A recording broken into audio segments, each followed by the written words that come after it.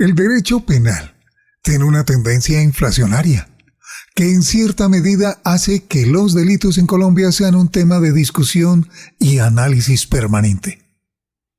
Al momento en el que se aprobó el Código Penal en julio de 2000, los delitos estaban regulados a partir del artículo 101 y hasta el artículo 473, para un total de 373 regulaciones típicas, incluyendo atenuantes y agravantes.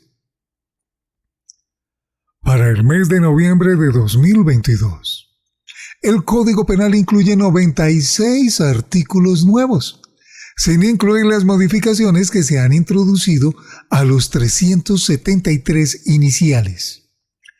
Esto significa que, en la actualidad, la regulación de delitos ha aumentado en un 25.74% desde que el código fue expedido. Una de las áreas que históricamente ha tenido mayores modificaciones legislativas corresponde al título que desarrollan los delitos contra la vida y la integridad personal. Ante una cultura tan marcada por la violencia y la muerte, los delitos contra la vida y la integridad personal constituyen una perfecta aproximación hacia el derecho penal especial. Conozcamos, a partir de ahora, algunos de los comentarios más relevantes frente a los principales delitos de este título. En la metodología de estudio del derecho penal moderno, se suele organizar la legislación a partir de bienes jurídicos individuales y más adelante en los códigos se incluyen bienes jurídicos grupales y colectivos. De los bienes jurídicos individuales, la vida e integridad personal son dos de los bienes jurídicos principales. Esto se acompasa con la decisión constitucional de incluir el derecho a la vida como el primero protegido por la Constitución en el catálogo de derechos fundamentales, artículo 11. Sin embargo, si la muerte como resultado típicamente relevante es una sola, ¿por qué razón habría de ser necesario incluir más de un tipo penal que prohíba matar a otras personas? Luego de revisar los materiales pedagógicos que conforman este escenario de aprendizaje, podrá dar respuesta al anterior interrogante con mayor seguridad. A continuación, encuentra la primera de las lecturas que desarrollan los comentarios a los delitos en contra de la vida y de la integridad personal.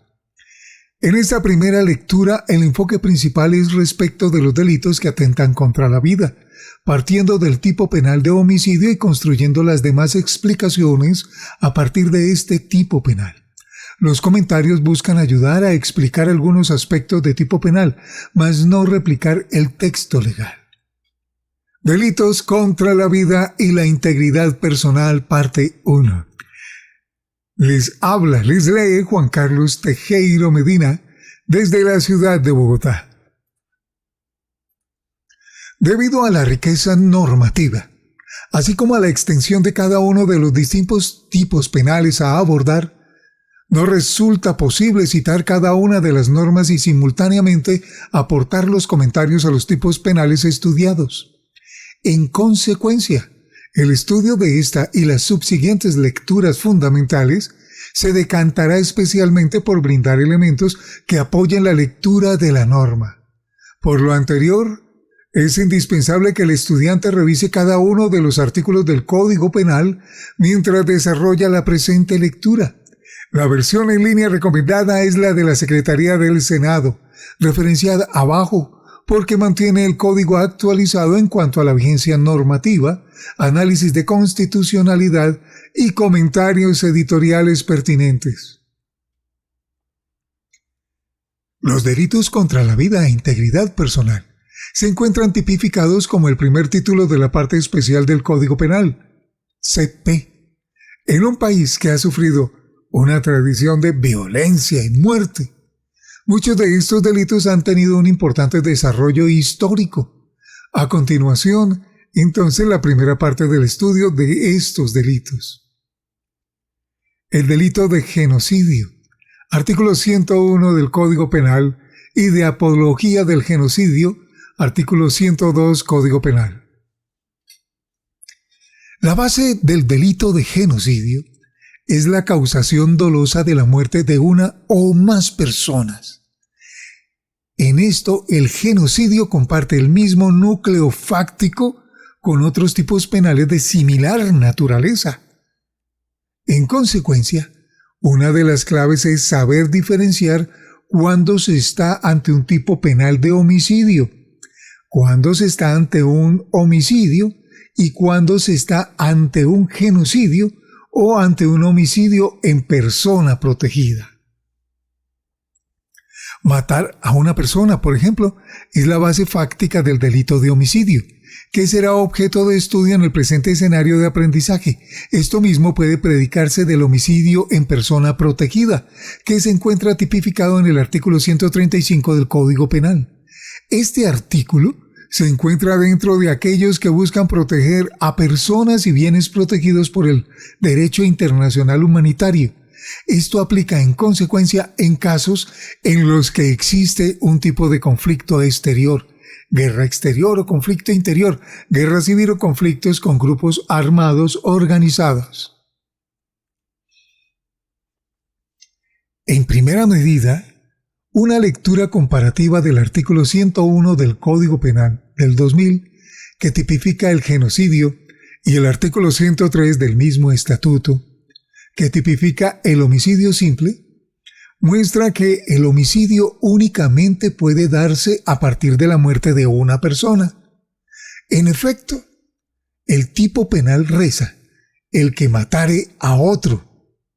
El genocidio, en cambio, admite varias modalidades: ocasionar la muerte, lesionar gravemente la integridad de miembros, en plural, del grupo, producir un embarazo forzado, sometimiento a condiciones que generan la destrucción total o parcial del grupo, tomar medidas que busquen impedir el nacimiento de miembros del grupo o trasladar por la fuerza niños de un grupo a otro. Como se observa, las características de este tipo de conductas no parecen tener un aspecto común que permita establecer el hilo conductor entre ellas. Claramente, generar un embarazo forzado parece ser diametralmente contrario a impedir el nacimiento de miembros de un grupo. Para poder entender entonces por qué la ley colombiana tiene una inclusión de conductas semejantes, conviene remitirse al proceso de aprobación y adopción del Estatuto de Roma que crea la Corte Penal Internacional. El Estatuto de Roma fue aprobado en Colombia mediante la Ley 742 de 2002, después de haber sido expedido el Código Penal. Sin embargo, la adopción del texto del citado estatuto se dio en 1998, antes de la aprobación del Código Penal. Por lo tanto, una lectura del artículo 6 del Estatuto de Roma muestra una semejanza impresionante con el artículo 101 del Código Penal. Reza el artículo 6 del Estatuto de Roma, Ley 742 de 2002, lo siguiente. Artículo 6. Genocidio. A los efectos del presente estatuto, se entenderá por genocidio cualquiera de los actos mencionados a continuación, perpetrados con la intención de destruir total o parcialmente a un grupo nacional, étnico, racial o religioso como tal.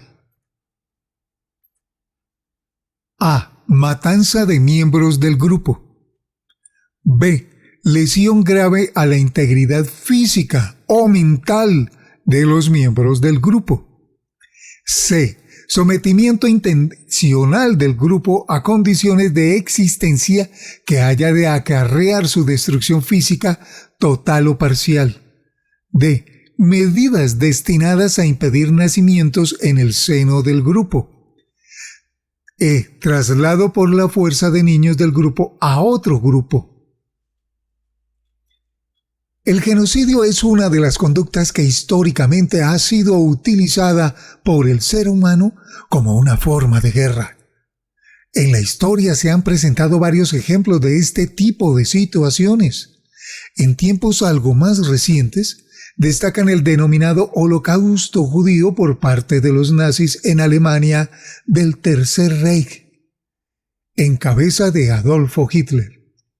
Sin embargo, en la década de los 90 del siglo XX, en la antigua Yugoslavia y en Ruanda, se presentaron situaciones similares por razones étnicas y nacionales. El punto en común en todos estos casos era una intención evidente de generar el exterminio de un particular grupo poblacional. Por ello se encuentra que el delito de genocidio es el primer ejemplo que trae el Código Penal colombiano de un ingrediente subjetivo del tipo penal. Obsérvese que una cuestión es que el autor quiera matar a una persona, aspecto que es común tanto en el homicidio doloso como en el genocidio. Pero otra cuestión muy distinta es que exista una intención de destruir total o parcialmente un grupo. En eso el genocidio se diferencia totalmente de un homicidio doloso común. Es allí también en la intención de acabar con un grupo poblacional donde se observa el punto en común de los distintos tipos de conducta. El embarazo forzado, mirado desde la perspectiva del genocidio, tiene como objetivo que las siguientes generaciones de un grupo poblacional se vayan mezclando con otros grupos de forma tal que se diluyan los elementos que configuran propiamente el grupo que se busca erradicar. Como la conquista. Por el contrario, impedir el nacimiento de miembros de ese grupo genera un efecto de evitar que surjan más miembros del grupo. Esto último aplica particularmente en materia étnica. Bajo esta perspectiva, entonces, cualquiera de los distintos verbos rectores que pueden generar la adecuación típica en el caso del genocidio deben necesariamente perseguir la destrucción de un grupo. Así como el Holocausto judío, el punto en común en las víctimas era su origen religioso. En muchos otros casos el genocidio ha sido utilizado para eliminar naciones o razas enteras. Esto último, por ejemplo, ocurrió con muchas de las comunidades aborígenes de la América precolombina. Es importante destacar que el artículo 101 del Código Penal del 2000 incluye como uno de los grupos protegidos el grupo político. Este grupo no está incluido en el Estatuto de Roma. Por lo anterior, se puede afirmar que el ámbito de protección de la norma penal colombiana es mayor que el previsto por el Estatuto de Roma. Esto último es perfectamente posible, puesto que la norma internacional obliga a Colombia a tipificar como mínimo lo que está incluido en el Estatuto de Roma. En consecuencia, la norma nacional colombiana puede tener un ámbito de protección mayor que la norma internacional, pero en ningún caso menor. El porqué de la inclusión de grupos políticos como grupo protegido se puede observar con facilidad si se sigue la historia de la violencia en el país. Bueno, una historia que mayoritariamente se ha visto impregnada por la afiliación política. Centralistas versus federalistas, liberales versus conservadores, guerrilla versus paramilitarismo. En efecto, Colombia ha vivido a finales del siglo XX 2 casos de genocidio por motivaciones políticas, como es el exterminio de líderes políticos de la Unión Patriótica y del Partido Comunista. Por último, conviene brevemente explicar esa doble tipificación del delito de genocidio tanto a nivel interno, Código Penal, como a nivel internacional, Estatuto de Roma. El genocidio, el crimen de agresión, los crímenes de lesa humanidad y los crímenes de guerra son 4 tipologías de algo que en la actualidad se denominan crímenes o delitos internacionales. Estos delitos, desde el punto de vista conceptual, no atentan únicamente contra bienes jurídicos internos de cada Estado, sino que atentan directamente contra la totalidad de la humanidad. Por ello, a los delitos internacionales Se les reconoce porque los bienes jurídicos que protegen no son bienes jurídicos tutelados por X o Y Estado, sino porque atentan directamente contra la totalidad de la humanidad.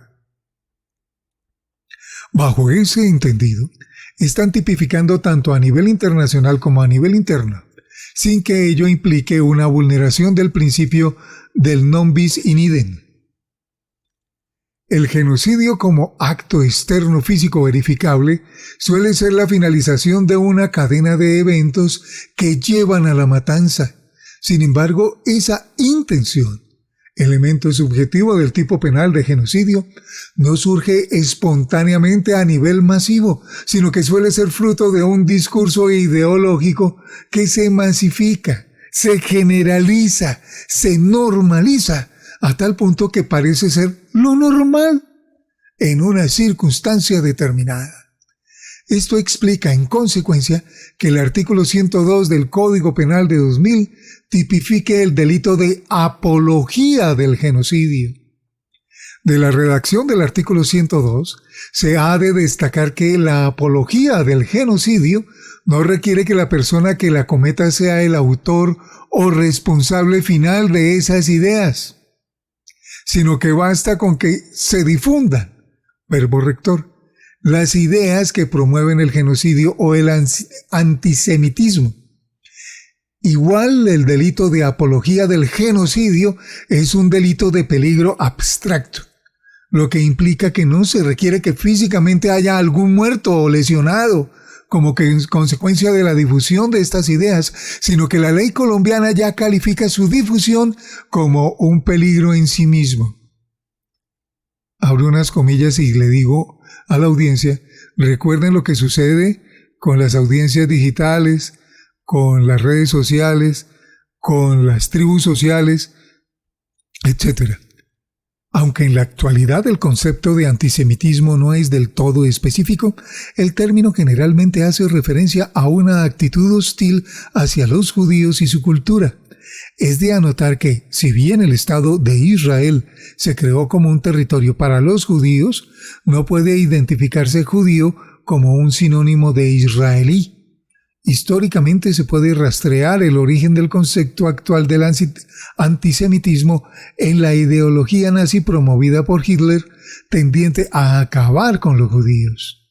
Esto último merece un comentario especial, dado que uno de los principios rectores en materia penal es que no se puede sancionar a una persona por lo que piensa, puesto que existe un derecho fundamental a la libertad de pensamiento. Además, el derecho penal colombiano es un derecho de acto y no un derecho de autor. Por ello es importante resaltar que el delito de apología del genocidio no se produce por el hecho de tener ideas genocidas o antisemitas, sino por el hecho de difundirlas. Ojo con eso. Es de anotar que la Corte Constitucional colombiana, desde sus inicios, ha concluido que los derechos fundamentales no son absolutos y que admiten restricciones siempre que no efectúen su núcleo esencial, siendo un modelo que podría adecuarse a la filosofía de Immanuel Kant. Se puede establecer que los derechos y libertades de una persona van hasta que interfieren con los derechos y libertades de los demás. Siguiendo esa misma línea, difundir ideas genocidas o antisemitas en sí mismo genera un riesgo para los grupos poblacionales protegidos. Se trata de un riesgo generado que no está amparado por la ley.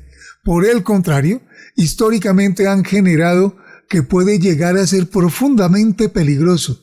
De allí que esa difusión por cualquier medio de esas ideas se adecúe típicamente al delito de apología del genocidio. El delito de homicidio y sus variantes típicas. El homicidio tiene como tipo base aquel que se encuentra descrito en el artículo 103 del Código Penal del 2000, es decir, el del homicidio simple.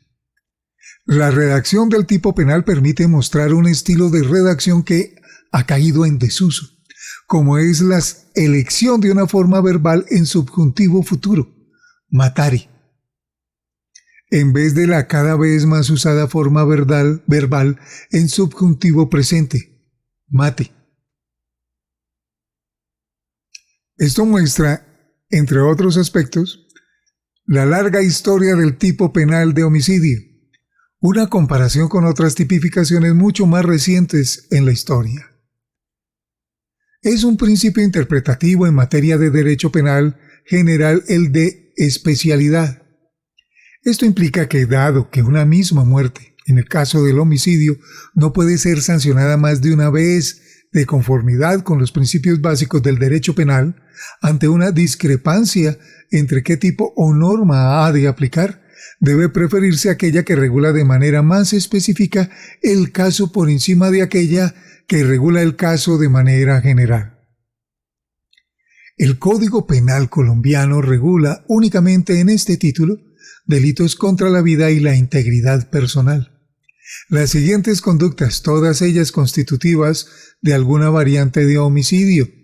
Recuerden lo que nos pidieron, ir leyendo el Código Penal, por favor. Artículo 103, homicidio simple. Artículo 103A, agravantes para homicidios cometidos en menores de edad. Artículo 104 del Código Penal, homicidio agravado. 104A del Código Penal, feminicidio. 104B, agravantes del feminicidio. 105 del Código Penal, homicidio preterintencional. 106, homicidio por piedad. 108, infanticidio, muerte de hijo fruto de acceso carnal violento, abusivo o de inseminación artificial o transferencia de óvulo fecundado no consentidas. 109 del Código Penal, homicidio culposo. 110 del Código Penal, agravantes del homicidio culposo. Respecto de la estructura general del tipo objetivo, el homicidio simple tiene las siguientes características. Es un tipo penal de sujeto activo indeterminado, es decir, que puede ser cometido por cualquier persona sin que se requiera una cualificación especial para poder llegar a ser sujeto activo. Es un tipo penal monosubjetivo, lo que implica que puede ser cometido por un único individuo. El hecho de que ello sea así no implica que no pueda ser cometido por más de un individuo, situación que es perfectamente posible. El objeto material sobre el que sucede el delito es el cuerpo humano, estando éste vivo, es decir, la persona natural. El objeto jurídico protegido es la vida humana. En esencia, el homicidio no genera mayor dificultad en cuanto al entendimiento de cómo se comete la conducta, en especial dado que el verbo rector es uno solo y de fácil entendimiento en lenguaje. Matar. Sin embargo, la casuística muestra que no siempre resulta fácil saber cuándo se está ante esa causación. Para efectos de lo anterior se ilustran algunos casos que demuestran la dificultad. Napoleón viaja con Anastasia en un vehículo y sufre un grave accidente en carretera. Napoleón es trasladado de urgencia al hospital más cercano debido a sus heridas. Allí, sin embargo, no existe un cirujano que lo atienda a tiempo y termina falleciendo. Cleopatra sufre de un cáncer que no ha podido ser erradicado y que se encuentra en una fase avanzada. Debido a la progresión de esta enfermedad, es internada en un hospital solicitando que, en caso de entrar en estado de shock, no la reanimen. Efectivamente, Cleopatra entra en un momento en estado de shock, lo que termina generando su fallecimiento. Pericles está conduciendo una camioneta por la vía que de Bogotá lo lleva a Bucaramanga. Tras 3 horas de trayecto, sufre de un microsueño y en ese estado termina chocando contra un automóvil conducido por Aníbal. Como consecuencia del accidente, Aníbal muere.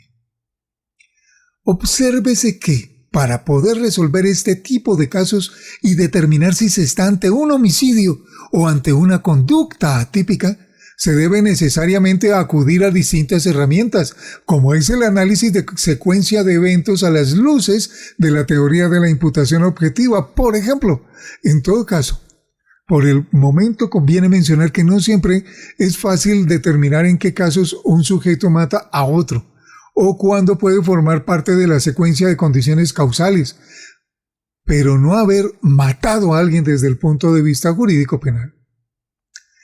De las 10 regulaciones de homicidio que se han resaltado atrás, algunas de ellas han sido agregadas con posterioridad a la expedición del código originalmente aprobado.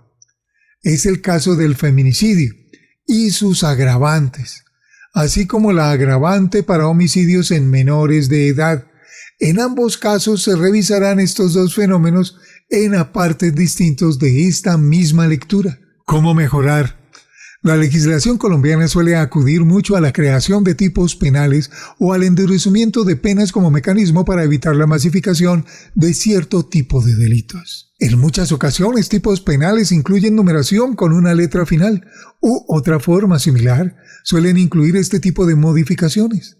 Atendiendo a las facilidades actuales de buscar la exposición de motivos de los proyectos de ley que las incluyen, es recomendable revisarlos, así como los informes de ponencia de los debates, para conocer aspectos de su teleología, finalidad, que pueden ayudar a la interpretación de la norma.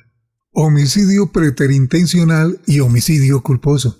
El homicidio preterintencional y el homicidio culposo corresponden a variaciones del tipo penal básico de homicidio simple, en cuanto a su tipo objetivo. En la descripción del homicidio simple de que trata el artículo 103 del Código Penal, el legislador se refiere al homicidio doloso. Cabe recordar, para reafirmar esta interpretación, que el sistema penal colombiano consagró un modelo de tipificación de delitos preterintencional o dolosos bajo el sistema de numerus clausus. Esto significa, siguiendo el artículo 21 del Código Penal, que únicamente en los casos que expresamente consagra la ley, se debe entender sancionado un delito bajo modalidad dolosa, dado que el artículo 103 no hace referencia ni a la culpa ni a la preterintención. Se ha de entender que ese artículo se refiere al homicidio doloso. Eso tiene aún más sentido si se observa que los artículos 105 y 109 se refieren a los homicidios preterintencionales y culposos respectivamente. Retomando el concepto de preterintención, ha de recordarse que este fenómeno se presenta cuando se produce un resultado culposo que desborda o excede a uno intencional doloso. Lo anterior se puede explicar con mayor facilidad en un caso como el del homicidio. Si Atila quiere lesionar a Roldán, oígase bien, lesionar, para lo cual le dispara en el abdomen, pero a causa de ese disparo Roldán muere, Atila ha de responder por un homicidio preterintencional, dado que la muerte de Roldán excede el resultado que intencionalmente deseaba obtener Atila. El homicidio culposo se está ante un evento en donde se produce un resultado que no es deseado por el autor de este, pero por el cual debe responder, bien sea por acción o por omisión. Cabe recordar que el concepto normativo de culpa en el Código Penal del 2000 se encuentra consagrado en el artículo 23 y corresponde al incumplimiento de un deber objetivo de cuidado que genera la producción del resultado típicamente relevante. Un ejemplo permite ilustrar lo anterior. Si Guillermina se encuentra al cuidado de su sobrino Manolito, quien está nadando en una piscina, pero por estar pendiente de una película que está viendo no se percata de que el niño se golpea y, como consecuencia de ello, se ahoga, en este caso, Guillermina no tiene intención de matar a su sobrino y de hecho no es quien físicamente le genera la muerte. Sin embargo, estando ella en el deber de cuidar al niño, ha de responder por su muerte, aunque por omisión y no por acción. Existen muchos supuestos en los que se puede dar un homicidio culposo. Sin embargo, de todos ellos, la legislación colombiana ha consagrado una serie de agravantes para el homicidio que se ha cometido de manera culposa. Señala el Código Penal de 2000 en el artículo 110, se ha procedido a eliminar los apartes correspondientes a los aumentos de pena por no ser relevantes en este momento. Lo siguiente. 1. Si al momento de cometer la conducta, el agente se encontraba bajo el influjo de bebida embriagante o droga o sustancia que produzca dependencia física o psíquica y ello haya sido determinante para su ocurrencia. 2. Si el agente abandona sin justa causa el lugar de la comisión de la conducta. 3. Si al momento de cometer la conducta el agente no tiene licencia de conducción o le ha sido suspendida por autoridad de tránsito. 4. Si al momento de los hechos el agente se encontraba transportando pasajeros o carga pesada sin el lleno de los requisitos legales. Si al momento de los hechos el agente se encontraba transportando niños o ancianos sin el cumplimiento de los requisitos legales. 6.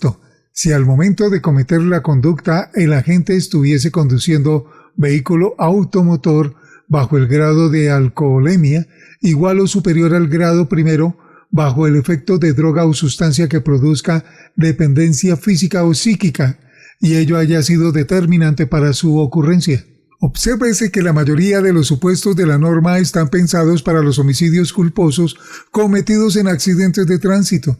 Los numerales 3, 4, 5 y 6 del artículo expresamente se refieren a la conducción de vehículos automotores y quedan abiertos los numerales 1 y 2 a otros eventos no necesariamente relacionados con la conducción de vehículos automotores. Es de anotar igualmente aquí que, a pesar de que la redacción de los numerales 1 y 6 del citado artículo es muy similar, no sería legalmente posible aplicar simultáneamente los dos agravantes. El numeral 6 ha de aplicarse para casos en los que media la conducción de un vehículo automotor. El numeral 1 aplicará en todos los demás casos. El infanticidio. El artículo 108 del Código Penal de 2000 consagra la muerte del hijo fruto del acceso carnal violento, abusivo, o de inseminación artificial o transferencia de óvulo fecundado no consentidas. Este delito únicamente puede ser cometido por un sujeto activo cualificado, la madre de la víctima, y únicamente cuando está inmersa en una de las situaciones descritas por la norma. Quien no siendo la madre proceda a matar a la criatura, estará ante la comisión del delito de homicidio agravado, y no esta variante de homicidio consagrada por el artículo 108 del Código Penal. Esta conducta ha sido habitual en la historia de la humanidad, particularmente en las épocas en que la interrupción voluntaria del embarazo no era técnicamente factible. En consecuencia, en muchas ocasiones las mujeres ocultaban su embarazo de la manera que mejor podían, y una vez que nacía la criatura, procedían a matarla.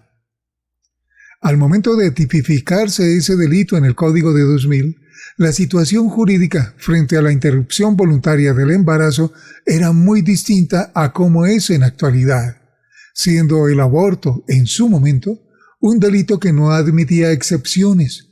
Era un delito tanto la interrupción voluntaria del embarazo, delito de aborto, como continuar con el embarazo hasta su finalización, pero posteriormente procediendo la madre a matar a su bebé. En la actualidad, sin embargo, este delito tenderá a desaparecer, en la medida en que el delito de aborto ha admitido muchas excepciones constitucionales, reconocidas a través de la jurisprudencia de la Corte Constitucional, como se verá en el aparte correspondiente, dado que una de esas excepciones se da cuando la mujer ha quedado embarazada como consecuencia de una de las situaciones descritas en el tipo penal. Existe la tendencia a que se genere la interrupción voluntaria del embarazo y no seguir adelante con todo el proceso del embarazo y posterior nacimiento de la criatura. Homicidio agravado. Causales. Existen dos normas que establecen agravantes para el homicidio doloso.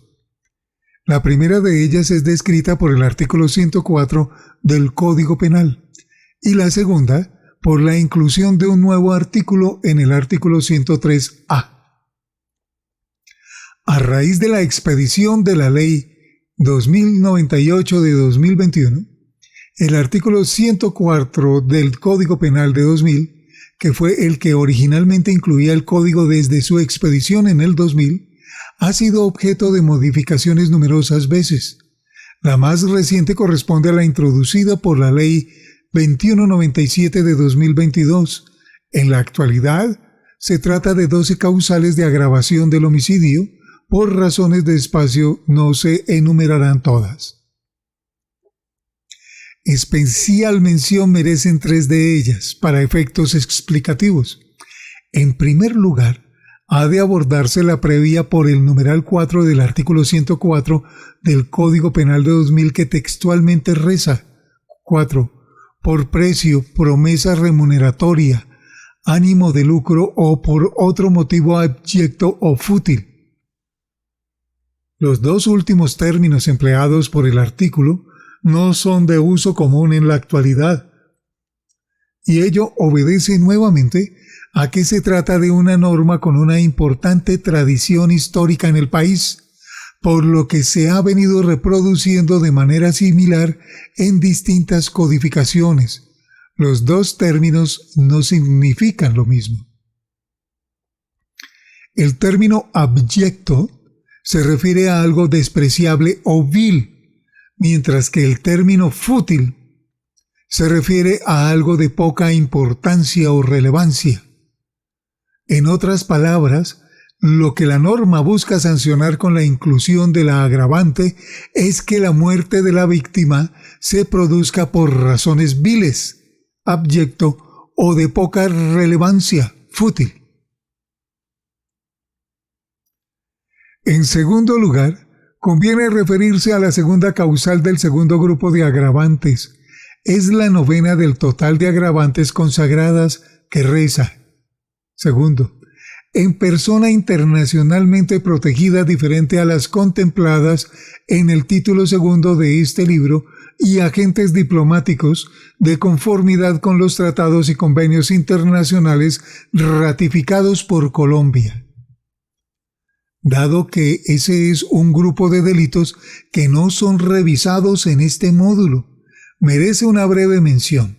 Al igual que ocurre con el delito de genocidio, el título de Delitos contra personas protegidas por el derecho internacional humanitario es un título que acoge un grupo de conductas tales como el homicidio, el embarazo forzado y delitos sexuales cometidos por personas que han sido protegidas por el derecho internacional humanitario. Es de destacar que el concepto de derecho internacional humanitario, DIH, no es un sinónimo ni tampoco equiparable al concepto de derechos humanos. El derecho internacional humanitario se refiere a un conjunto de instrumentos normativos que buscan proteger a las personas en el marco de un conflicto armado, bien sea interno o externo. Bajo ese entendido, ese título específico de normas se refiere a personas protegidas en el marco de las normas que regulan los límites de la guerra. Por esta razón, el numeral del artículo 104 del Código Penal de 2000 se refiere a persona internacionalmente protegida diferente de aquellas que protege el derecho internacional humanitario. Por último, es necesario referirse simultáneamente a dos agravantes. La primera de ellas se encuentra en la tercera causal del segundo grupo de agravantes, incluidas en el artículo 104. Es la novena del total de agravantes consagradas, que reza: 3. En persona menor de edad. Esta es una causal que antes de la expedición de la Ley 2197 de 2022 no estaba incluida. ¿Por qué razón entonces se incluyó? Esto se explica a partir de la historia de la otra norma por mencionar, el artículo 103A del Código Penal de 2000.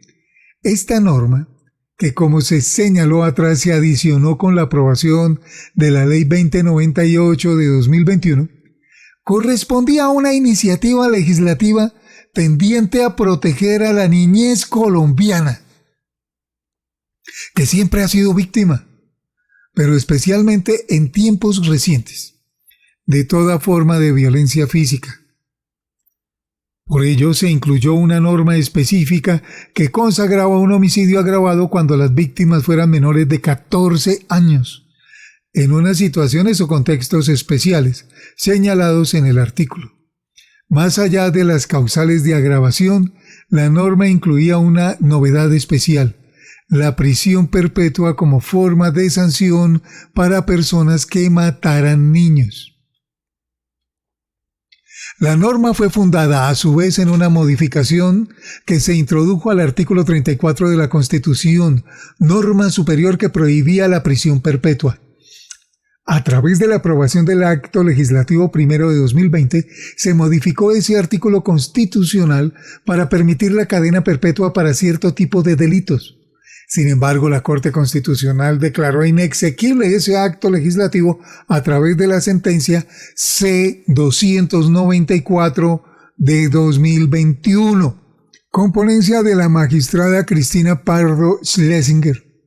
En consecuencia, el fundamento constitucional para mantener la prisión perpetua consagrada en el artículo 103A había sido declarado inexequible. Poco después, mediante la sentencia C-155 de 2022, con ponencia de la magistrada Cristina Pardo Schlesinger, la Corte Constitucional declaró inexequible toda referencia a la pena de prisión perpetua revisable que se incluía allí. Bajo ese entendido, gran parte del sentido de la norma se perdió. En síntesis, con la inclusión de la causal prevista en el artículo 104, se generó un problema, dado que actualmente ambas normas continúan vigentes y tienen una regulación punitiva diferente para los homicidios cometidos en menores de edad. Una de las normas solamente incluye la agravante para homicidios en menores de 14 años, pero siendo el máximo de la pena menos alto en este caso que con la norma modificó el artículo 104. Se trata de una falta de técnica legislativa que tendrán que resolver los jueces penales al momento de dirimir casos que impliquen homicidios en menores de edad. El feminicidio. El delito de feminicidio es un delito autónomo que se encuentra regulado por el artículo 104A del Código Penal de 2000. Anteriormente, el artículo 104 incluía como causal de agravación del homicidio. La causal operaba cuando se cometía el homicidio en una mujer por el hecho de ser una mujer. En 2015 se expidió la Ley 1761 que eliminó la causal de agravación que se ha señalado y a su vez incluyó dos nuevas normas en el Código Penal: el artículo 104A que tipifica el feminicidio y el artículo 104B que consagra unas causales de agravación. Se trata de un delito complejo por diversas razones. En primera medida, es de señalar que no todo homicidio cometido a una mujer constituye feminicidio. Tampoco se trata de un traslado cosmético de la antigua causal del artículo 104 hacia un nuevo artículo. En el presente caso, sea lo primero en indicar que, si bien en un inicio la ley se consagró como una medida de protección de la mujer en sentido biológico, en la actualidad se ha empleado para incluir a personas que se identifican a sí mismas como mujeres sin biológicamente corresponder a esa categoría de nacimiento. En otras palabras, ha de incluir a las mujeres trans.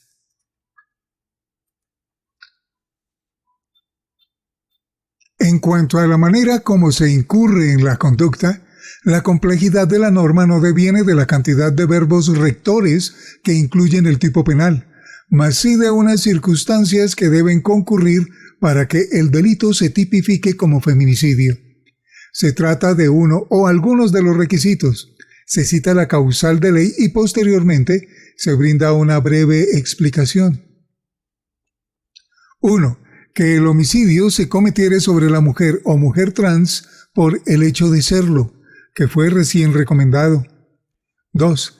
Tener o haber tenido una relación familiar íntima o de conveniencia con la víctima, de amistad, de compañerismo o de trabajo, y ser perpetrador de un ciclo de violencia física, sexual, psicológica o patrimonial que antecedió el crimen contra ella. Se trata de dos hechos distintos. En primera medida, se requiere que haya una relación cercana preexistente, así como la preexistencia de un ciclo de violencia a la mujer, de la mujer o mujer trans. Tercero, ejercer sobre el cuerpo y la vida de la mujer actos de instrumentalización de género o sexual o acciones de opresión y dominio sobre sus decisiones vitales y su sexualidad. La explicación de esta causal, sin conocer el contexto previo que dio lugar a la ley, parece confusa. Sin embargo, una lectura del texto de la mano del caso que dio origen a la iniciativa legislativa permite entender la manera en que fue redactado. Cuarto, cometer el delito en aprovechamiento de las relaciones de poder ejercidas sobre la mujer, expresando en la jerarquización personal, económica, sexual, militar, política o sociocultural. En este caso, el homicidio es una manifestación de esa forma de poder, lo que implica una ofensa a la vida y una ofensa al género de manera simultánea, por lo que se convierte en una circunstancia que permite tipificar el feminicidio. Quinto, cometer el delito para generar terror o humillación o quien se considere enemigo. Esta es otra forma de instrumentación de la mujer, puesto que su muerte se utiliza como un medio para lograr un fin abyecto ulterior, que es el caso de generar terror o humillación en un tercero. La Ley 1761 de 2015, también conocida como la Ley Rosa Elvira Celi, fue bautizada así precisamente dado que, en la época en que se promovió el proyecto de ley, acababa de ocurrir el asesinato de la señora cuyo nombre se incluyó en la ley. Su muerte tipificaba exactamente el tipo de instrumentación al que hace referencia esta causal, lo que incluía una violencia especial en los órganos sexuales de la víctima que permitían concluir que su cuerpo, más allá de la muerte misma de la víctima, había sido utilizado como un objeto de violencia sexual o de género que no es explicable bajo una perspectiva de un homicidio común y corriente. En consecuencia, la causal a la que se hace referencia recoge este tipo de comportamiento del que fue víctima la señora Rosa Elvira Celi. Continuamos. Sexto, que existan antecedentes o indicios de cualquier tipo de violencia o amenaza en el ámbito doméstico, familiar, laboral o escolar por parte del sujeto activo en contra de la víctima o de violencia de género cometida por el autor contra la víctima, independientemente de que el hecho haya sido denunciado o no. Esta causal es similar a la contemplada en el literal A de la norma numeral 2 de este escrito, pero obsérvese que haya existido antecedentes de violencia entre sujeto activo y víctima.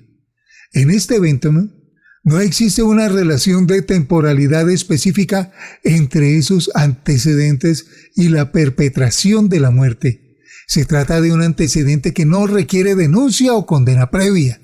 En consecuencia, tanto las circunstancias de la muerte como las circunstancias de los antecedentes pueden y deben acreditarse en el juicio. Séptimo, que la víctima haya sido incomunicada o privada de su libertad de locomoción, cualquiera que sea el tiempo previo a la muerte de aquella. Al igual que con otras de las causales aquí expuestas, la redacción del tipo penal optó por no incluirle el nomen juris de los delitos específicos, bajo el entendido de que podría generar el problema interpretativo de tener que demostrar los elementos típicos de otro delito para poder lograr una condena por feminicidio. Sin embargo, es de anotar que la redacción del tipo penal parece apuntar al tipo penal de secuestro simple. Se reitera, no se requiere que en un mismo acusar por ambos delitos para que se pueda configurar el feminicidio. Repito, se reitera, no se requiere en un mismo acusar por ambos delitos para que se pueda configurar el feminicidio. El feminicidio cuenta con causales de agravación, que vienen incluidas en el artículo 104b. Las causales en sí mismas son suficientemente explícitas y no requieren un comentario especial en este espacio. Sin embargo, es de anotar que el literal G del citado artículo referencia a una secuencia numérica que era anterior a la última modificación normativa del artículo 104. En la actualidad no existe un numeral 8 en ese artículo. Por ejemplo, el feminicidio es uno de los tipos penales más complejos de estudiar, pues que cada una de sus causales constitutivas son complejas desde el punto de vista de su exposición gramatical, y más aún a partir de su interpretación normativa.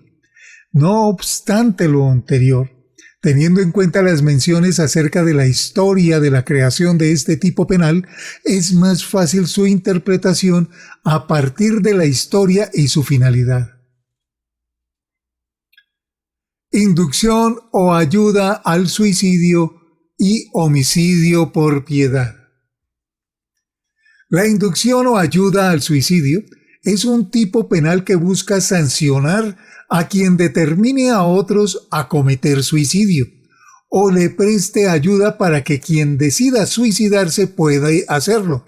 En este caso, es necesario hacer una breve anotación respecto del término eficazmente induzca a otro, que aparece en el primer inciso del artículo 107 del Código Penal de 2000, similarmente a lo que ocurre con otros fenómenos jurídicos penales en donde existe la instigación, determinación o inducción a la comisión de una conducta.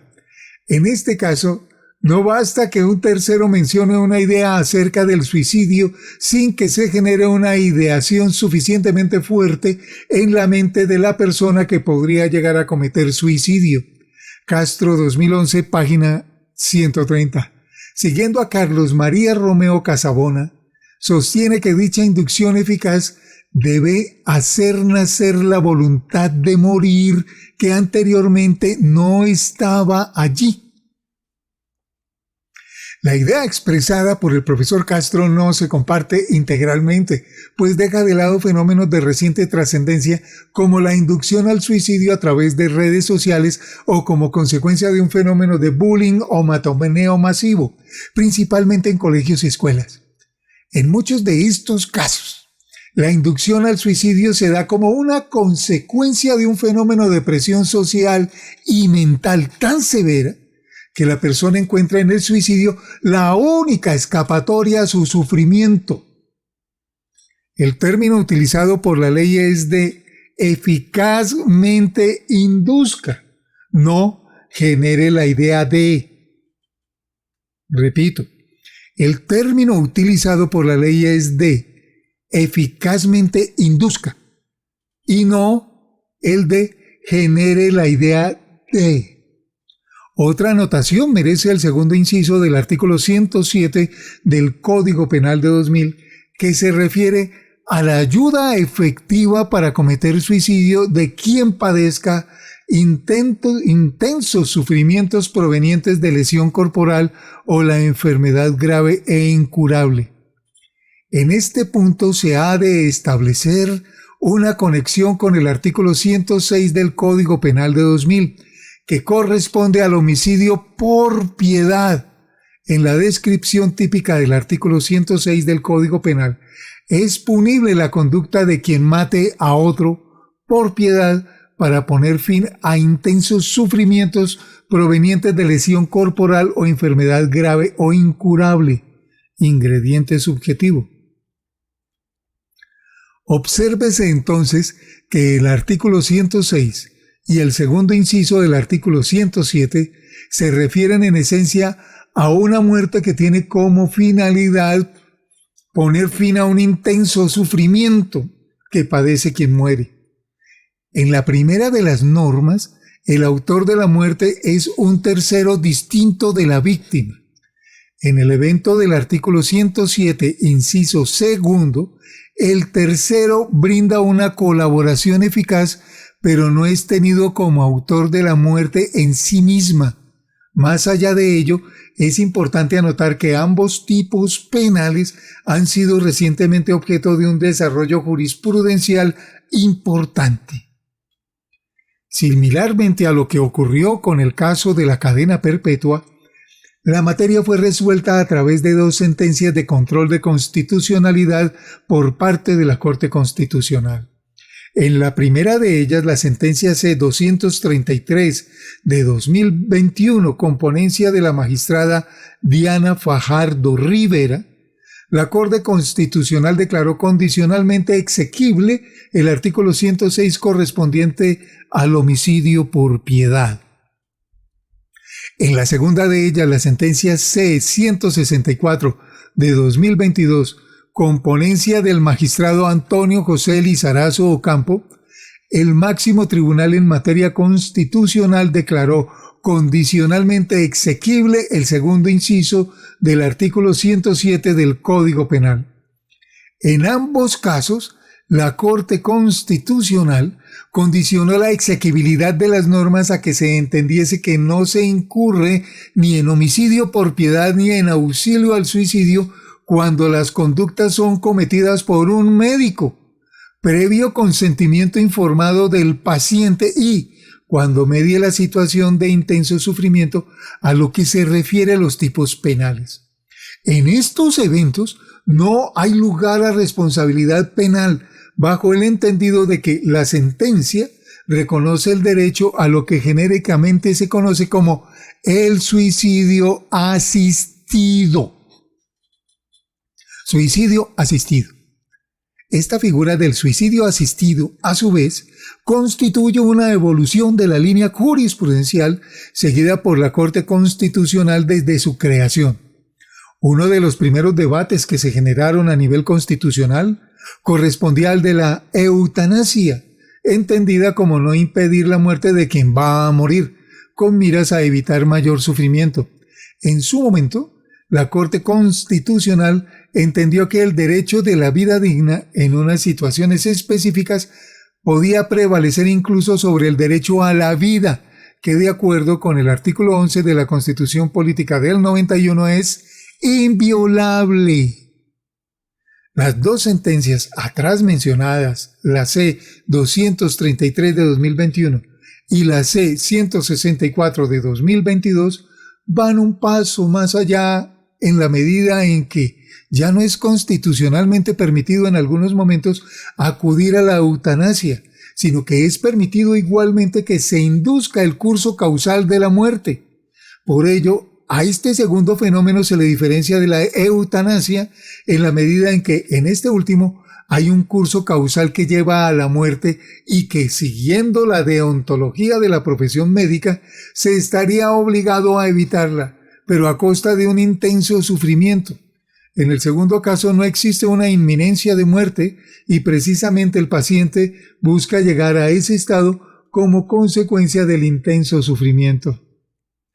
¿Sabía que la Corte Constitucional, en sentencia C-239 de 1997, abordó inicialmente una temática similar a la que ocupa a estas 2 sentencias estando vigente el Código Penal de 1980? En esta sentencia son igualmente interesantes el texto de la sentencia adoptada por la mayoría de la corporación como los salvamentos de voto. Es conveniente, en aras de entender mejor el alcance de las 2 sentencias aquí mencionadas, dar una lectura a esta sentencia de 1997. A leer, señores. El delito de aborto. El artículo 122 del Código Penal de 2000 es una de las normas que mayores debates ha suscitado a nivel nacional desde la promulgación de la Constitución de 1991. El delito de aborto o el derecho al aborto son visiones que parecen estar lejos de conciliarse y en las que entran en juego todo tipo de posiciones políticas, filosóficas y jurídicas. El artículo 122 sanciona a la mujer que cause su propio aborto o permita que un tercero se lo practique. Igualmente sanciona a ese tercero que, con consentimiento de la mujer, practica el aborto.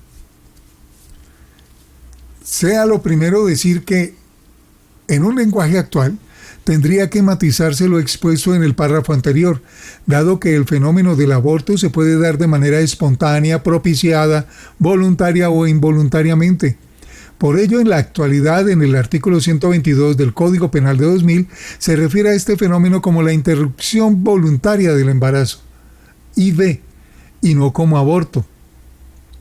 Desde la expedición del Código Penal y desligado de cualquier tipo de filiación política o filosófica, pueden describirse tres momentos importantes de la vigencia de la norma. Un primer momento se dio desde 2000 hasta que se profirió la sentencia C-355 del 10 de mayo de 2006 por la Corte Constitucional. En este primer momento, toda interrupción voluntaria del embarazo, salvo en eventos muy específicos, era tenida como un delito. Un segundo momento de la norma se da a partir de la sentencia C-355 de 2006 hasta que se profirió la sentencia C-055 del 21 de febrero de 2022. En este segundo momento, se entiende que el delito de aborto aplica para todos los eventos con excepción de tres. 1. Cuando la continuación del embarazo constituya peligro para la vida o salud de la mujer. 2.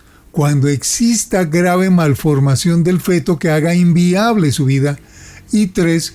Cuando el embarazo sea el resultado de una conducta de acceso carnal o acto sexual sin consentimiento, abusivo o de inseminación artificial o transferencia de óvulo fecundado no consentidas o de incesto. Un tercer momento de la norma se da a partir de la sentencia C-055 del 21 de febrero de 2022. En este momento la Corte Constitucional cambió su visión original. A partir de la sentencia, toda interrupción voluntaria del embarazo que se cause hasta la semana 24 de embarazo está exenta de sanción penal, independientemente de las circunstancias en que se dé la interrupción del embarazo. Si se tiene en cuenta que el embarazo normalmente tiene una duración promedio de 40 semanas, ya existe un importante periodo de tiempo en el que es legal realizar el procedimiento, independientemente de las circunstancias que dieron origen al embarazo. Con posterioridad a ese lapso, señala la Corte Constitucional que se continuarán aplicando las tres excepciones que se señalaron en la sentencia C-355 de 2006. El delito de aborto, a pesar de existir, tiene una tendencia a desaparecer. No obstante lo anterior, es de anotar que en Estados Unidos, referencia jurídica de Colombia, existe una decisión reciente que va en sentido contrario, haciendo más restrictivo lo que en Estados Unidos ya se conocía como el derecho al aborto. En Colombia, sin embargo, no se ha llegado jurídicamente a reconocer un derecho al aborto. Cabe mencionar que el artículo 123 del Código Penal de 2000 reconoce como delito la causación del aborto sin consentimiento de la mujer gestante. Corte Constitucional, sentencia C-355 de 10 de mayo de 2006. Expedientes de 6122, 6123 y 6124. Magistrado oponente Jaime Araujo Rentería y Clara Inés Vargas Hernández. Lesiones al feto. Los artículos 125 y 126 del Código Penal de 2000 consagran los delitos de lesiones al feto. El primero corresponde a lesiones dolosas al feto y el segundo corresponde a lesiones culposas al feto, junto con las conductas punibles que sancionan el aborto. Estas normas han sido concebidas como un mecanismo de protección al nasciturus, el que está por nacer. Es interesante señalar que esta postura ha ido gradualmente variando, puesto que en un principio se protegía la vida del que está por nacer incluso por encima de la voluntad de la mujer gestante. Según se ha visto en el numeral anterior, la tendencia jurisprudencial es la de llegar a reconocer un derecho al aborto, a pesar de que todavía no existe tal tendencia. En relación con las lesiones al feto, podría presentarse en dos tipos de situaciones. En primer lugar, las lesiones al feto que eran causadas de manera dolosa como consecuencia de un intento de aborto. Para efectos de mayor claridad, se trataría de lesiones derivadas de un proceso de aborto frustrado. En segundo lugar, están las lesiones derivadas de lesiones a la mujer gestante, bien sea intencionalmente o de manera culposa. En mucho o menor medida es posible que exista un ataque a la integridad del feto, no consentido por la madre, como el que podría darse induciendo a la madre en un estilo de sedación o inconsciencia y generando un proceso de lesiones al feto. No es un escenario común, pero es posible.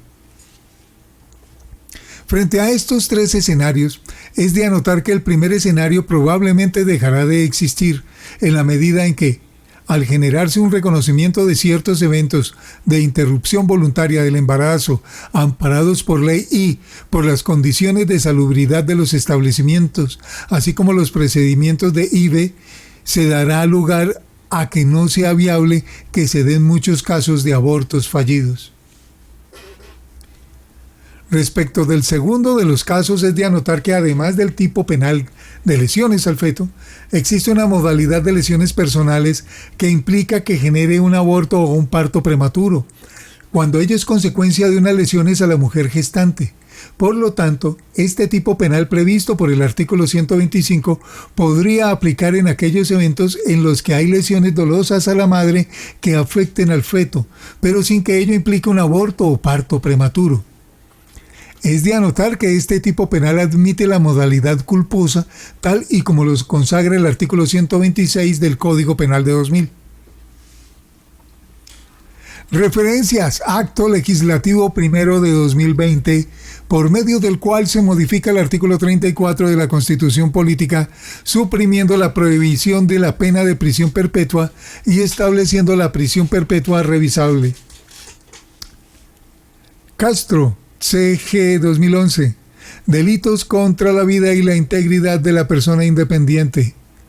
En CG Castro, Manual de Derecho Penal, parte especial, tomo 1, Editorial Universidad del Rosario.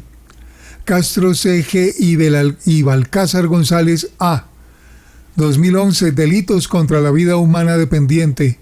En CG Castro, Manual de Derecho Penal, parte especial, tomo 1, Editorial Universidad del Rosario.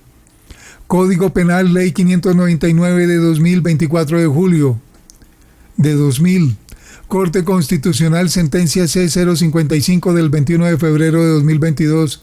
Expediente de 13.956. Magistrado ponente Antonio José Lizarazo Ocampo y Alberto Rojas Ríos.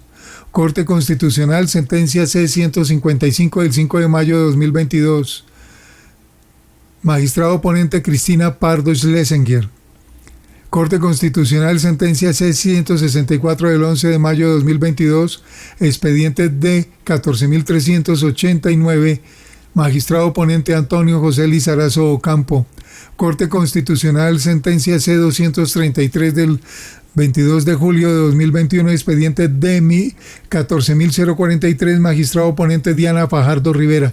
Corte Constitucional, Sentencia C239 del 20 de mayo de 1997, expediente D 1490, magistrado ponente Carlos Gaviria Díaz. Corte Constitucional, Sentencia C294 de 2 de septiembre de 2021, expediente D 13.915 y D 13.945, magistrado ponente Cristina Pardo Schlesinger. Corte Constitucional, Sentencia C355 del 10 de mayo de 2006, expediente D 6122, 6123, 6124, magistrado ponente Jaime Araujo Rentería y Clara Inés Vargas Hernández. Gómez Pavajeu, C.A. y Urbano Martínez J. 2019, delitos contra la vida y la integridad personal. En Lecciones de Derecho Penal, parte especial, volumen 2, páginas 535 a 718. Departamento de Publicaciones, Universidad Externado de Colombia. Ley 1761 de 2015, por la cual se crea el tipo penal de feminicidio como delito autónomo y se dictan otras disposiciones. Rosa Elvira Celi, 6 de julio de 2015, documento 49.565. Decreto. Ley 2098 de 2021, por medio de la cual se reglamenta la prisión perpetua revisable y se reforma el Código Penal. Ley 599 de 2000, el Código de Procedimiento Penal, Ley 906 de 2004, el Código Penitenciario y Carcelario, Ley 65 de 1993, y se dictan otras disposiciones. Ley Gilma Jiménez, 6 de julio de 2021. Ley 2197 de 2022, por medio de la cual se dictan normas tendientes al fortalecimiento de la seguridad ciudadana y se dictan otras disposiciones. 25 de enero de 2022, decreto 51928. Ley 742 de 2002, por medio de la cual se aprueba el Estatuto de Roma de la Corte Penal Internacional, hecho en Roma el día 17 de julio de 1998. Mateos Rugeles A. 2011. Genocidio y apología al genocidio. En C.G. Castro, Manual de Derecho Penal, parte especial tomo 1, editorial Universidad del Rosario. Información técnica Facultad de Sociedad, Cultura y Creatividad, módulo penal especial, unidad 1, delitos contra la vida y la integridad personal. Autor Javier Darío Pavón Reverente. Asesor pedagógico Diana Carolina Gil Buitrago, diseñador gráfico Oscar Rojas. El material completamente leído aquí es propiedad del Politécnico Gran Colombiano. Les habló Juan Carlos Tejero Medina en calidad de lectura. Para ayudarnos entre todos, gran abrazo.